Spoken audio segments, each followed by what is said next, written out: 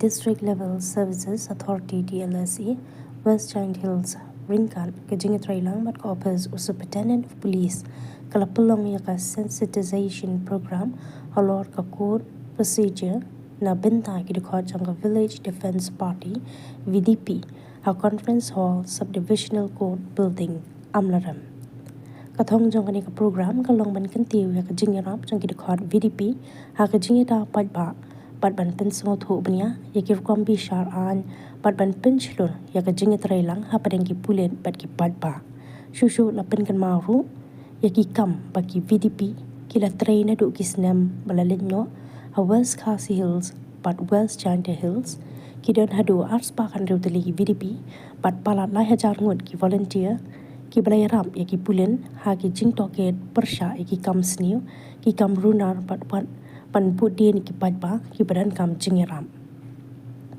la pen shluru ya ka jing trekam jong ki para legal volunteers PLV ki badai hapo ka jingpen jong ka Meghalaya State Legal Services Authority lingba ka ni ka sensitization program ka District Legal Services Authority bat ki pulen ki lapan pau ya ka jingkloy man kershan ki VDP bat ki PLV kum ki nong ya trailang panwanra ya ka shong suk shong san bat ki jing shakri an ka bakham jan shaki padba ha ka emlang salang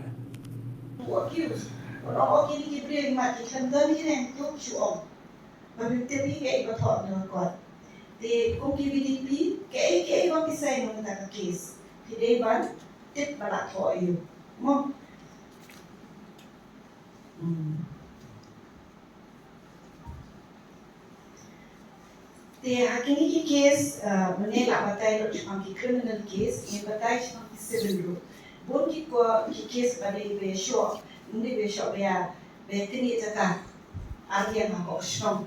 Bon ko po ka Shnong ro kalalo bentalang ni bato ka case. Kung secretary Shnong, kung bahay Shnong, kidorban klasa bentalang to. Di kung kini ki case ki lo sensitive haka po be man salang jopi.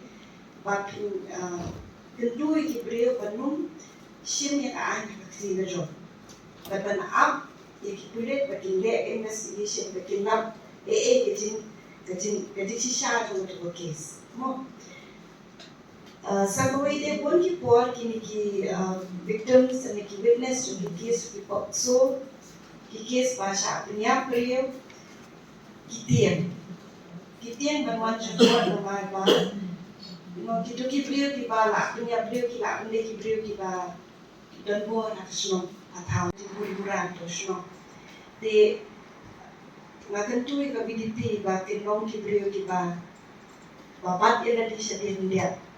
Panung wan cepat panung kita kita ay karo yang itang tu sekarang be no Shnong. Malay kini kijing tang, malay kini kijing be Shnong. Kita lah long kita bean. Habang hadu aja kan manuat di sisa tu betul om juga beliau. Kapoi nak kerja ni akan nak untuk VDP ulek kumi kini beliau itu case persai ki. Depon kapoi ngalah bagi VDP kumi ni jadi case kingan apa deh.